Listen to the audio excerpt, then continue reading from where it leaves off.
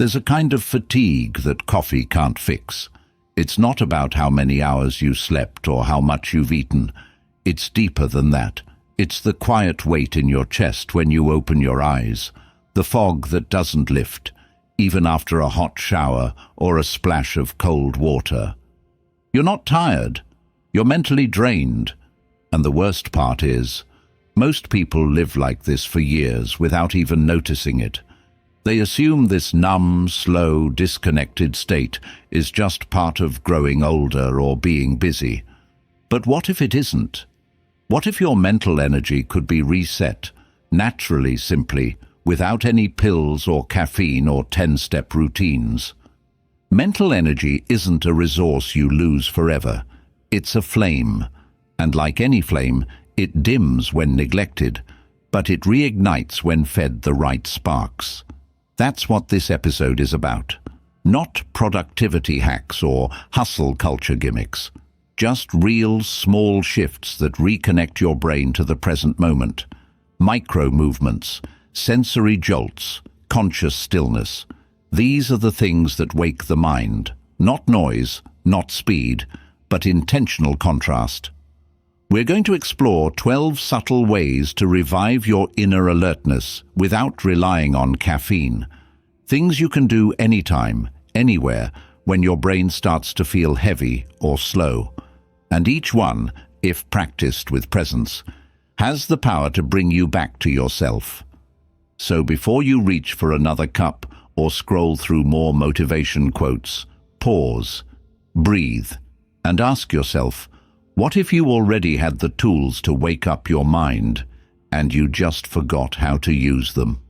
1. Splash color into your workspace. Have you ever walked into a room and felt instantly more alive without knowing why? Sometimes it's not the people or the temperature or the sound. It's the color. A single streak of vibrant blue, a sharp burst of yellow, or even a fiery red sticky note on your desk can do more for your mind than another hour of sleep. Because your brain craves contrast. It's wired to respond to novelty, to brightness, to sudden stimulation. And color, especially when placed intentionally in your space, is a direct line to your attention system. It wakes you up without saying a word. But the key here isn't to repaint your entire room or go out and buy expensive art. It's about simple intervention.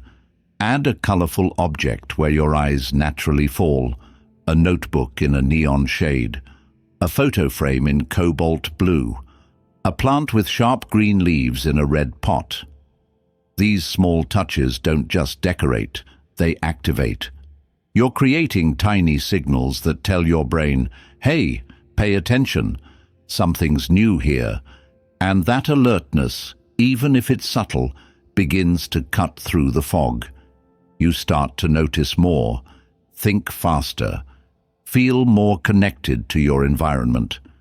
Many of us spend our days surrounded by dull grays, faded whites, and digital screens. That sensory blandness numbs the mind over time.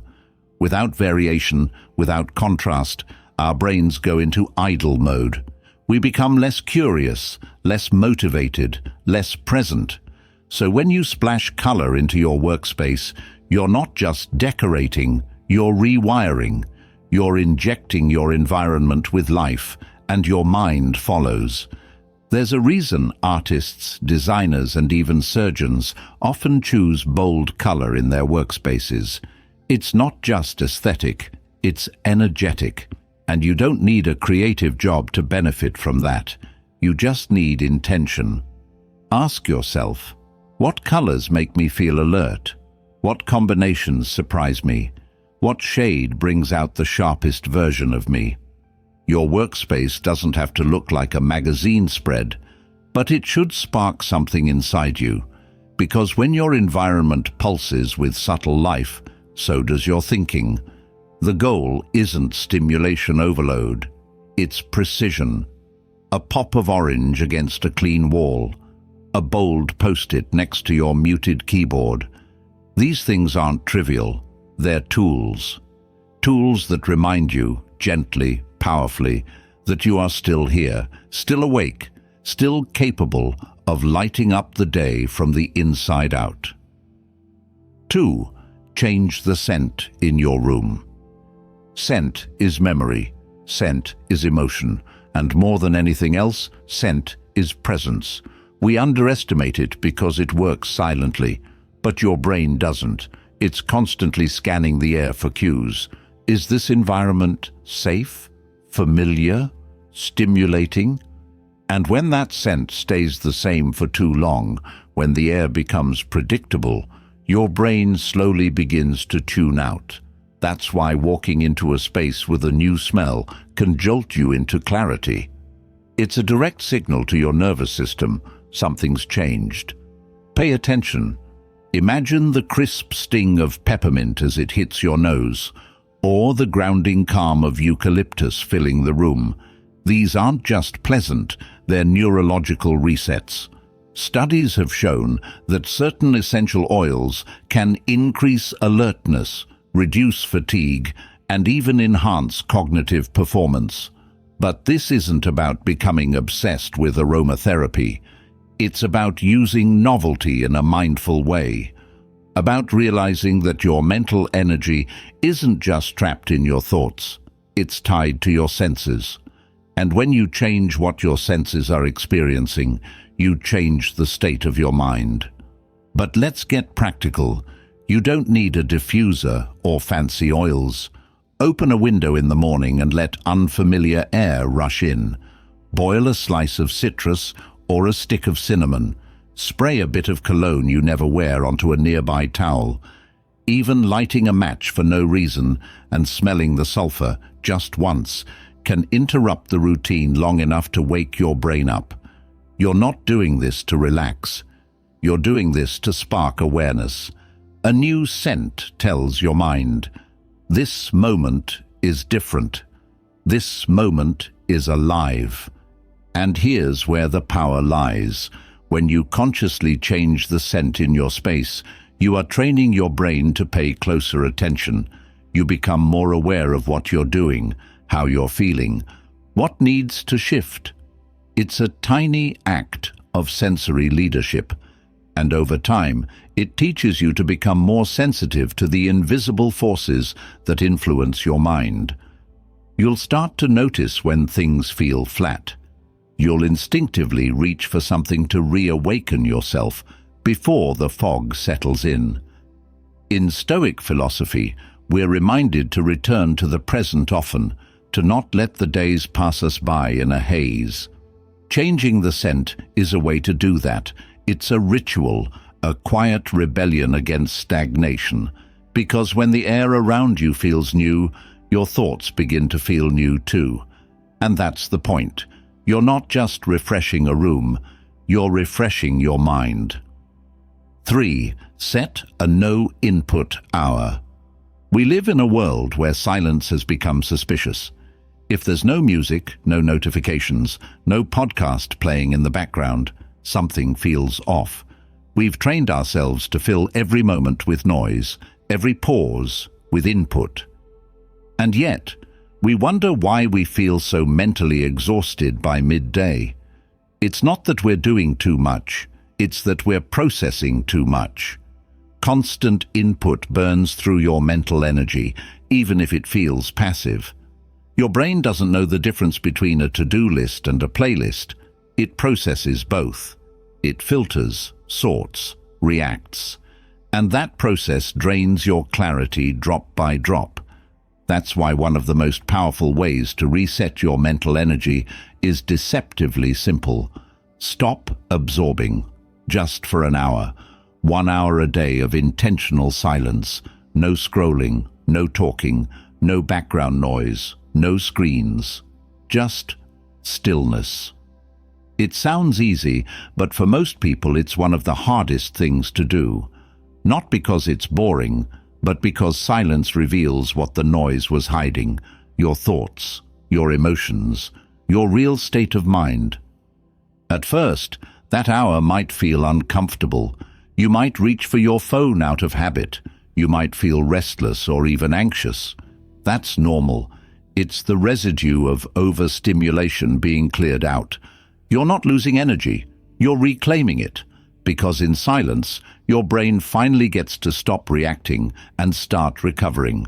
Neural circuits begin to recharge. Background processes can complete. Your mind begins to consolidate instead of constantly consuming. This is mental digestion. And just like your body, your mind needs time to process what it takes in. Without that, everything becomes noise. You can sit quietly in a chair.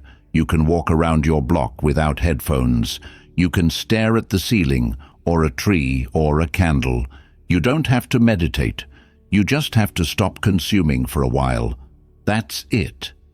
And in that stillness, something strange happens. Your own thoughts become clearer. Ideas resurface. Emotions settle. Decisions become easier.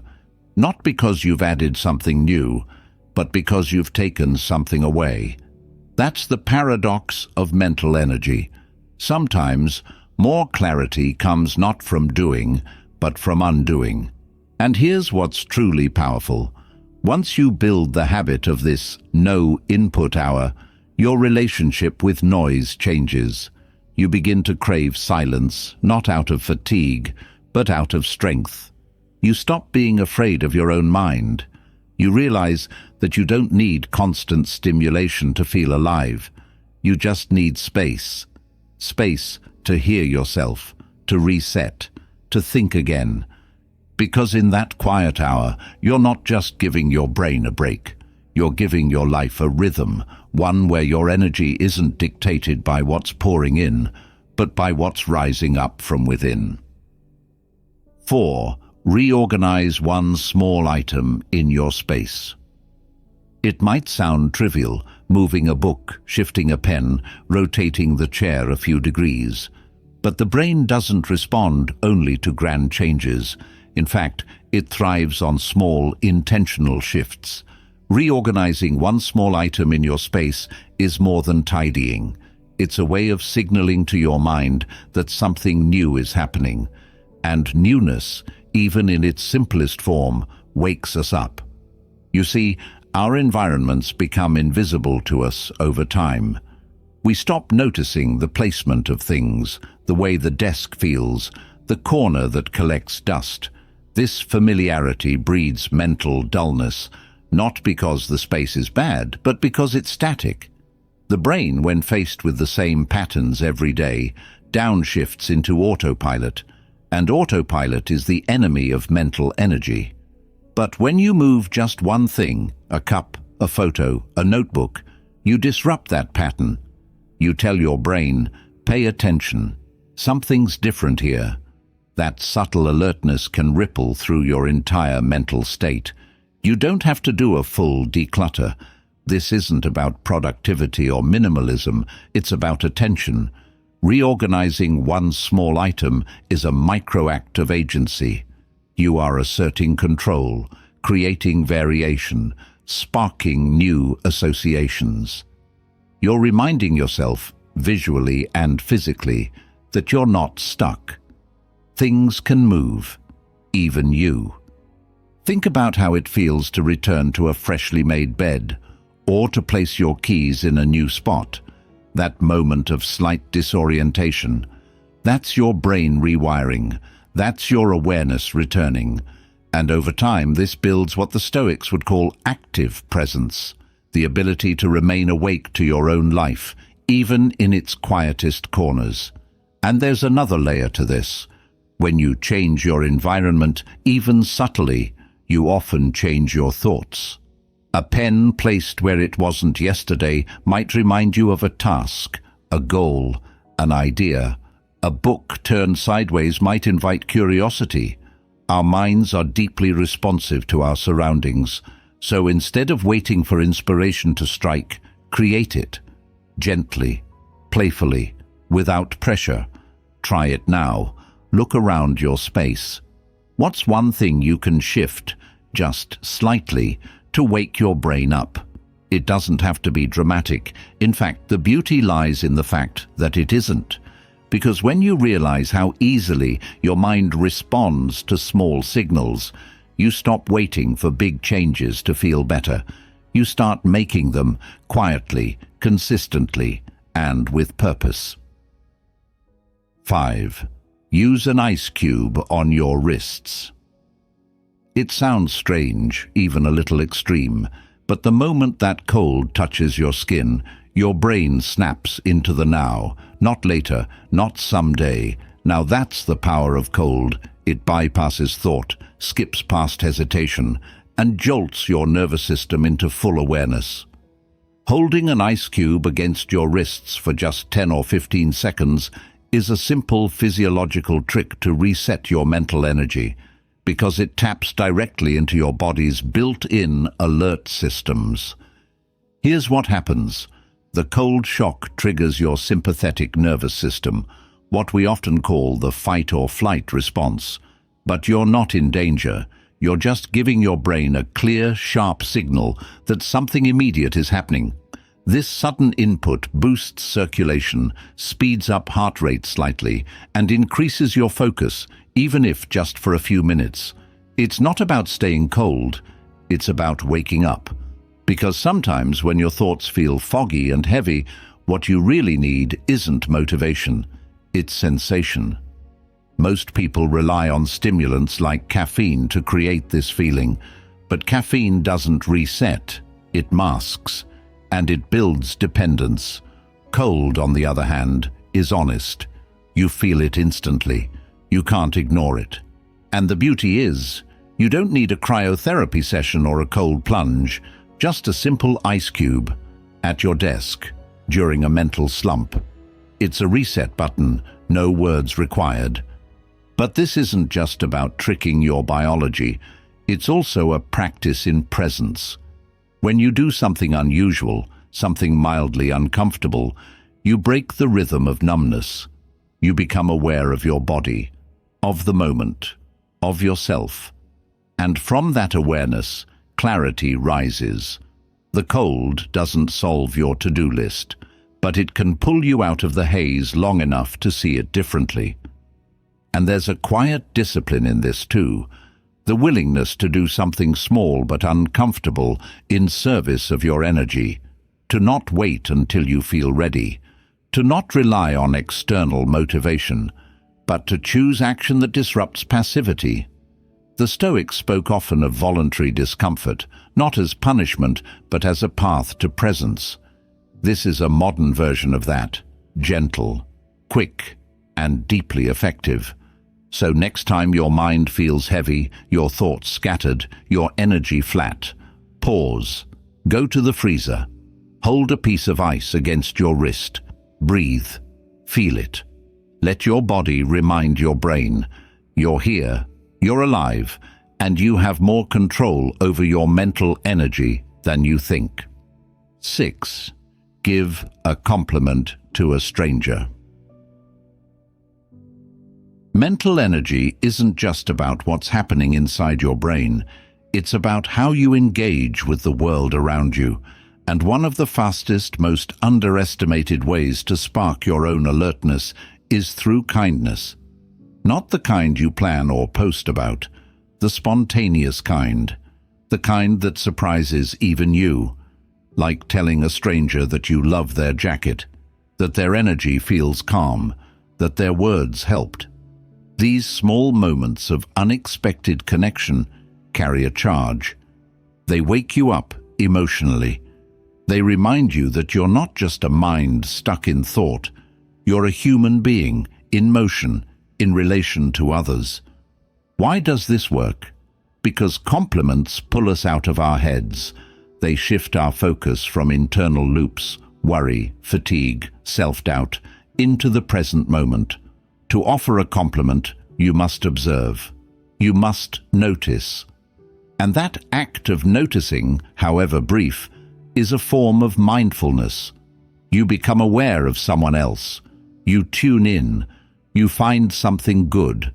And in doing that, you interrupt the default setting of judgment and disconnection that often drains your mental state. But it goes deeper. There's neuroscience behind it. When you give a genuine compliment, your brain releases dopamine, not only because you're doing something kind, but because you're making social contact that affirms safety and connection. These are ancient signals your nervous system recognizes.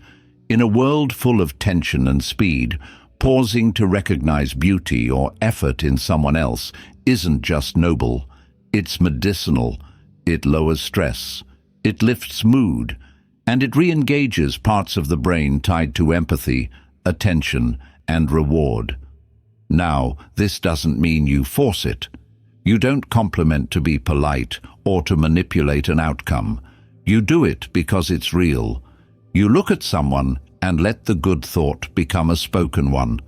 That's it. Maybe it's the way someone helped another person in line. Maybe it's the color of their scarf.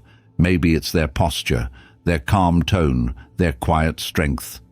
There's always something, and the moment you speak it, energy shifts. Not just for them, but for you. Kindness is often seen as something soft, but in practice, it's a sharp tool. It cuts through apathy. It wakes up the part of you that still believes in human warmth, and that warmth fuels clarity, because when you're connected, you're alive. Your thoughts flow more freely. Your heart pumps more fully. You stop thinking about how tired you are and start remembering that you're still in this life, participating, not just observing. So if your brain feels dull, try this. Look up, look around, find something honest and kind to say. It doesn't have to be profound. It just has to be real. One sentence, one smile, one spark, and that might be all it takes to reset the entire rhythm of your day. 7. Set a 15-minute speed focus challenge. There's something powerful about a ticking clock. It cuts through hesitation. It clears the fog of indecision. It brings urgency, not the kind that overwhelms, but the kind that sharpens. That's what the 15-minute speed focus challenge is all about. It's not about finishing something massive. It's about waking your mind up through intensity. Pick one task, something you've been putting off, something that doesn't require perfection. Set a timer for 15 minutes, then go. No distractions, no overthinking, just full immersion. What happens next is fascinating. As soon as you commit to that short burst of effort, your brain begins to shift. Your attention narrows. Your inner critic goes quiet, because there's no time for debate. You've created a container for action, and that's often all we need. Not motivation, not ideal conditions, just a boundary, a frame, a moment where action becomes the only thing that matters. This technique taps into what psychologists call the urgency effect. The closer a deadline is, the more your brain pushes out unnecessary thoughts. You begin to prioritize, you instinctively block out noise, and even though it's self-imposed, the timer adds pressure in the best way. It tricks your mind into showing up, fully, focused. And here's the magic. Once you start, momentum builds. The hardest part of most tasks isn't the doing, it's the starting. 15 minutes bypasses the resistance and makes starting feel doable. And once you're in it, you often keep going long after the timer ends. But even if you don't, you've already won, because what you've done is reintroduce your brain to movement. You've proven that clarity doesn't require hours, it can be accessed in minutes. And when you repeat this challenge daily, something changes. You stop fearing work. You stop needing long blocks of time. You begin to trust your ability to generate energy on command. This isn't a life hack. It's a shift in mindset, a return to discipline, not the rigid kind, but the empowering kind. The kind that reminds you that your focus is a muscle, and like any muscle, it gets stronger through use. You're not waiting for the mood. You're setting the tempo. And that agency, that choice, is energizing. So the next time you feel scattered, lazy, or unmotivated, don't fight the whole day. Don't try to fix everything. Just choose one thing, set your timer, and let the countdown pull you back into presence. Because sometimes 15 minutes of pure focus is all it takes to remember who you are and what you're capable of. 8. Listen to a language you don't understand. It might sound odd, even counterintuitive.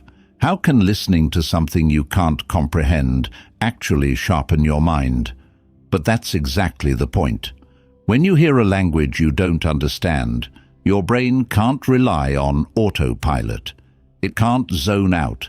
It can't fill in the blanks with meaning or context. So instead, it listens differently, more attentively, more curiously. It begins scanning for rhythm, tone, pattern, emotion. And that process alone is enough to spark dormant circuits in your mind. Because novelty, especially sensory novelty, is deeply energizing. You see, most of our daily input is familiar, our native language, the same voices, the same tone of media, even the same vocabulary. And while familiarity is comfortable, it rarely wakes us up. When you introduce a new language into your environment, French, Japanese, Arabic, Icelandic, it doesn't matter. You introduce a kind of mental friction. The mind leans in. It becomes a student again, not to learn, but to listen. And that act of unfamiliar listening pulls you out of cognitive laziness and into subtle alertness. Think about how often we let sound become background noise. Music while we work, a podcast while we clean, people talking around us. But when the brain doesn't understand the words, it doesn't tune out. It tunes in. It tries to make sense of patterns, cadences, breaths, and in doing so, it exercises parts of your attention that often lie dormant. This isn't about learning a new language. It's about triggering mental presence through novelty. But there's also something beautifully humbling in this practice. You're reminded that your mind is capable of curiosity, even without comprehension. That attention doesn't need meaning to be alive. And in a world obsessed with productivity, returning to pure attention for its own sake is powerful. It trains the brain to stay awake to subtlety, to tune into things not because they're useful, but because they're different. And that's a deep kind of energy. Not frantic, not caffeinated, just aware. So the next time you feel your mind going dull, try this. Play a song in a foreign language. Listen to a radio station from another country. Watch a short video with no subtitles. And don't try to figure it out. Just listen. Let your mind stretch in new directions. Let the strangeness of it sharpen you. Because mental energy isn't just about speed or intensity. It's about variation. And sometimes what your brain needs most isn't more information, but a different frequency altogether. 8. Listen to a language you don't understand. Your brain is a pattern detector. Every second it scans your environment for meaning, familiar sounds, familiar phrases, familiar rhythms, and that's exactly why you start tuning out. The more familiar your auditory environment becomes, the less your brain engages with it. You stop noticing what you're hearing. It becomes background noise. But when you introduce a language you don't understand, something completely outside your cognitive routine, you force your brain to wake up. You give it a mystery, and that mystery becomes energy. Let's say you play a podcast in Hungarian. You don't speak Hungarian. You don't know the grammar or the vocabulary, or even how sentences are structured. But the moment that foreign language enters your ears, your brain can't relax into its usual scripts. It leans forward. It listens more actively. Not to understand the words, but to find some kind of pattern. Your brain starts analyzing tone, inflection, rhythm. It becomes more alert, not because it's working harder, but because it's navigating the unknown. This moment of confusion isn't frustrating, it's clarifying, because suddenly you're not daydreaming, you're not stuck in your usual thoughts. You're paying attention deeply, curiously, silently, and that's the key. Listening to a language you don't understand disrupts mental autopilot. It's like throwing cold water on your cognitive fatigue. You jolt into the now. And there's something almost meditative about it. You're not expected to respond. You're not analyzing the content. You're simply present with sound. You stop needing to decode everything and start observing with fresh ears. This is powerful, especially in a culture obsessed with understanding and control. Letting go of comprehension allows your brain to operate from a more primal, intuitive place. And in that place, before meaning, before words, awareness becomes sharper. There's also an emotional element at play. Foreign languages trigger curiosity. They awaken wonder. They remind you that there's a world beyond your internal monologue, that people live, think, and express themselves in ways you've never encountered. That reminder, no matter how brief, can lift you out of mental stagnation and into presence. Because novelty isn't just about excitement. It's about connection to reality, and few things reawaken reality like hearing something completely unfamiliar. To make this practical, you don't need a plan. Just open YouTube or Spotify and type in a language you've never explored. Choose a song, a short video, a radio segment. No subtitles, no context, just raw sound. Sit with it. Let your brain stretch and play, and notice what happens. You might find yourself breathing more deeply, or focusing more easily, or simply feeling awake again. Because when the mind hears something it doesn't understand, it stops pretending to know. And in that humility, energy is born, attention is reborn, and for a few minutes, you remember what it feels like to truly listen. 9. Tap your fingers in a complex pattern. It might seem like nothing, just your fingers tapping a rhythm on the table. But what feels like a random habit is actually a doorway to mental energy, if done with purpose. When you tap your fingers in a complex, unfamiliar pattern, you're doing something most of us haven't done since childhood, activating coordination between mind and body in real time. And that's powerful, because mental energy isn't just about thoughts. It's about movement, timing, sequence.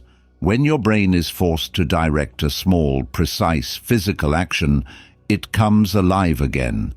Think about how you feel when you're mindlessly scrolling versus how you feel when you're drumming your fingers to a beat you just made up.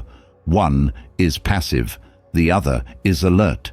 That's because rhythm is structure. It pulls you out of chaos and into order, even if it's playful. And the best part, you don't need an instrument. Your body is the instrument. Start with your index finger, then ring finger, then pinky. Reverse. Double tap the middle. Add the thumb. It doesn't have to be musical. It just has to be complex enough that you have to concentrate. The moment it challenges you, even slightly, you've created a spark. That spark is neural activation. Neuroscientists call this bilateral stimulation. You're engaging both sides of the brain, forcing coordination, firing off connections between motor control and short-term memory. And even if it lasts only 30 seconds, the effect is real. You feel sharper, clearer, more grounded in your body, because you're not just thinking, you're doing. And that shift from mental drift to intentional action breaks the fog in a way most mental tricks can't. There's also something very human about rhythm. It brings you back to your center. From Stoic journaling to martial arts to ancient rituals, Rhythm has always been used to train focus. Tapping your fingers isn't about becoming a drummer. It's about using your physical body to remind your brain that it's still agile, still capable of complexity, still awake. If you want to take this deeper, challenge yourself. Make up a pattern, memorize it, and repeat it 3 times a day. Notice when your brain stumbles. Notice when it smooths out. What you're doing is teaching your mind to track detail, stay present, and respond in real time, all while seated at your desk or waiting in line or lost in thought. It's mindfulness disguised as movement. So next time your head feels heavy and your thoughts feel slow, don't just reach for more input. Use your own hands. Start tapping, add rhythm, make it weird, make it yours, and let your nervous system reawaken through play. 10. Stand in sunlight and recite 1 line of poetry. It's simple, almost too simple, but there's something ancient in this act. Stepping into the light, lifting your face toward it, and speaking a single, beautiful line out loud. Not a paragraph, not a performance. Just 1 sentence that holds weight, 1 sentence that reminds your mind of meaning.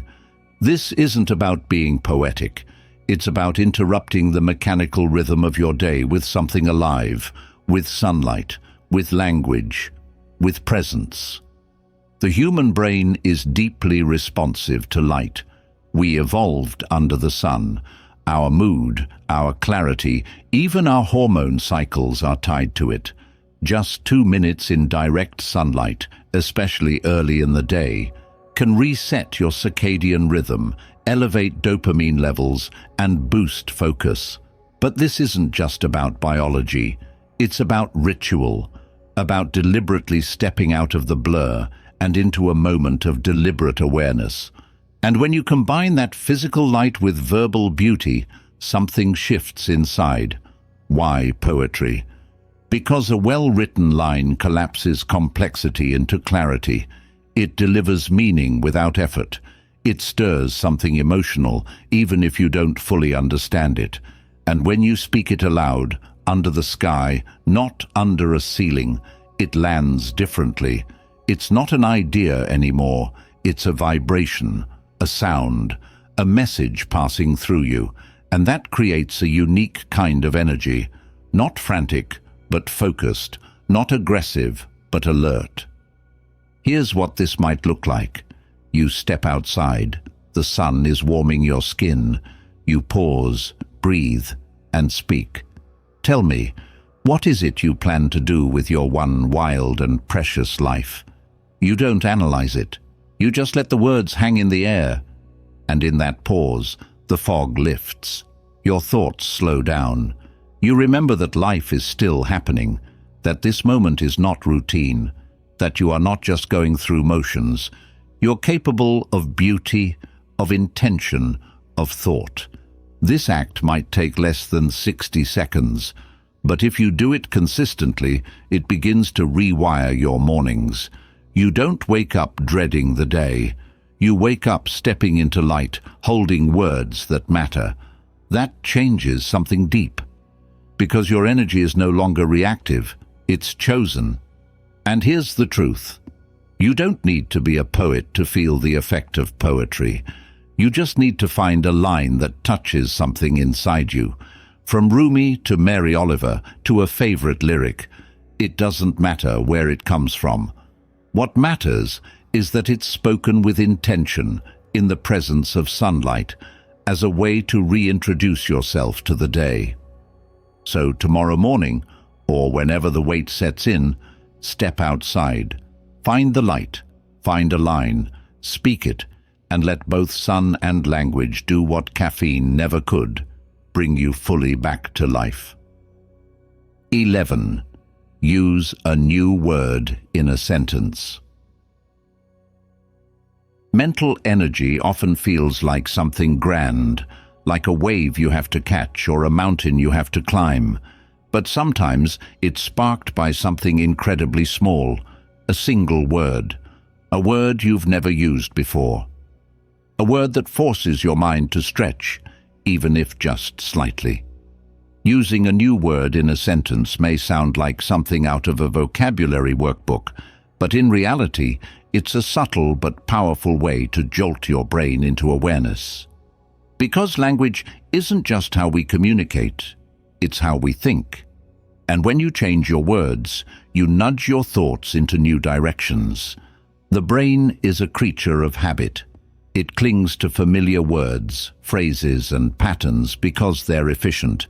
But that efficiency often leads to dullness. You say the same things. You describe your feelings the same way. You narrate your world with recycled language. And when the language becomes repetitive, so does the experience of life. That's where the power of a new word enters. It adds flavor, dimension, detail.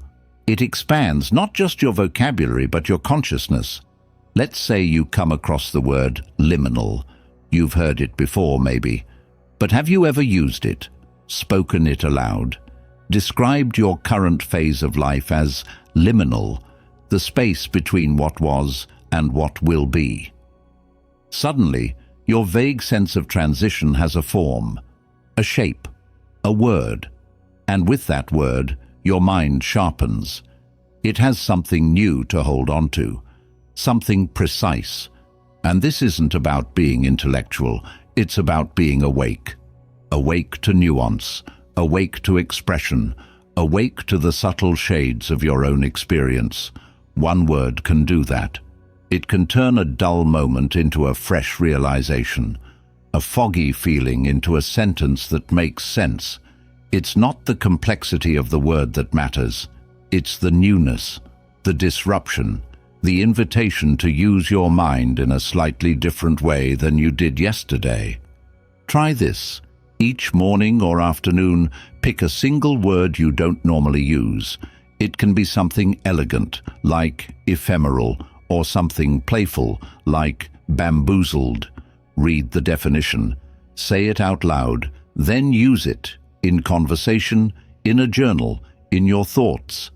The act of applying that word forces your brain to construct something new.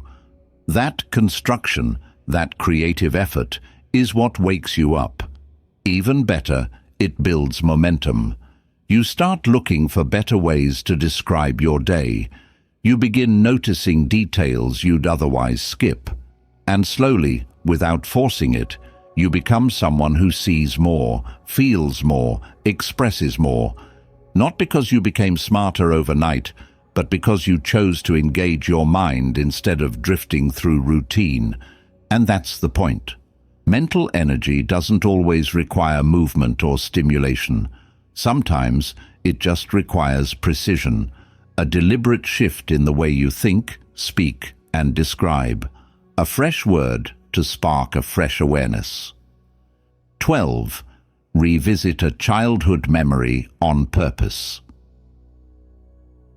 There's a certain clarity hidden in the past, not in nostalgia, but in memory. When you consciously revisit a childhood moment, you activate parts of the brain tied not just to emotion and memory, but to perspective and meaning. And more importantly, you reignite curiosity. Recalling a specific childhood memory isn't about dwelling on what's gone. It's about reconnecting with a part of yourself that was awake, imaginative, and alive before the weight of adult routines dulled your senses.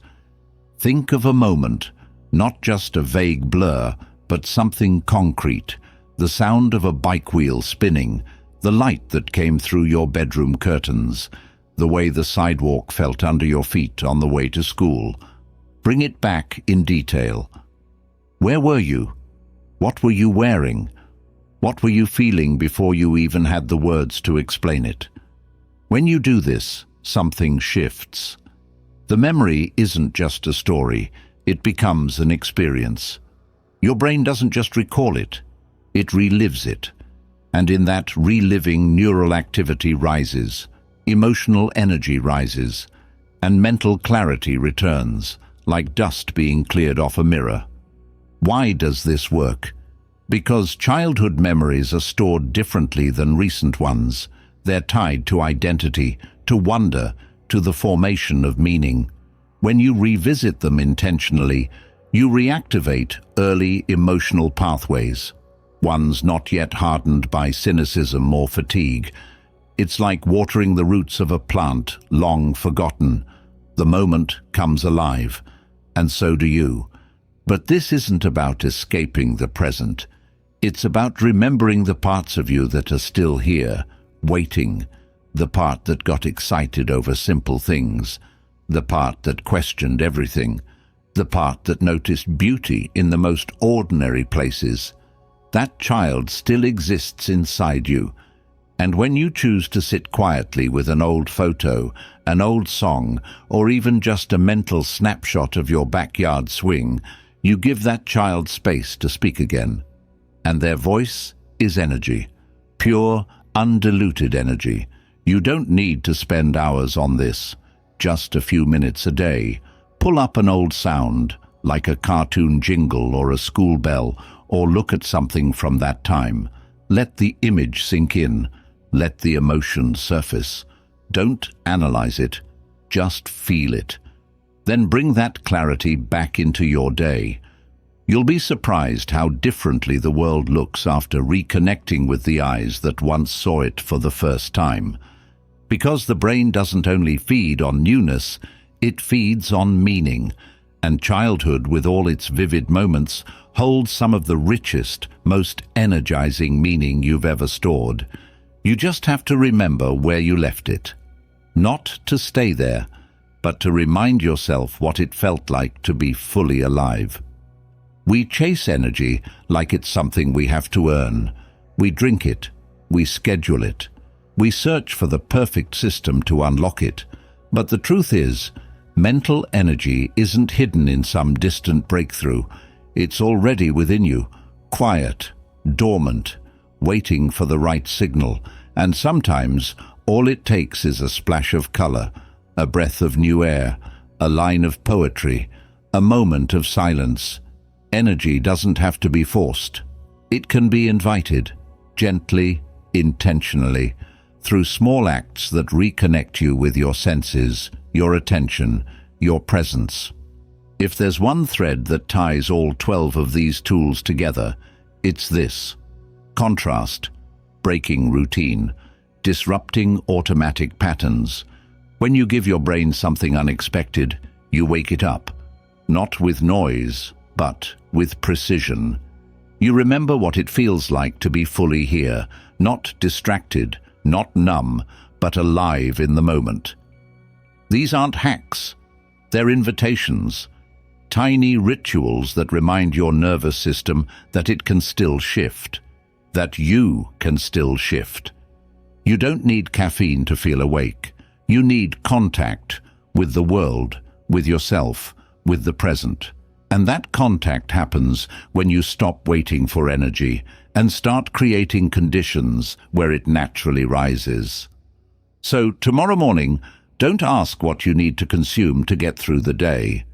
Ask, what can I change, notice, or move, even slightly, that would help me feel awake again? And if today already feels heavy, pause. Pick one of these, just one. Try it fully, without distraction. Not to check it off, but to feel it. Let it work. Then watch what happens next. Because sometimes one small shift is all it takes to remember. Your mind isn't broken. It's just waiting for you to meet it where it is.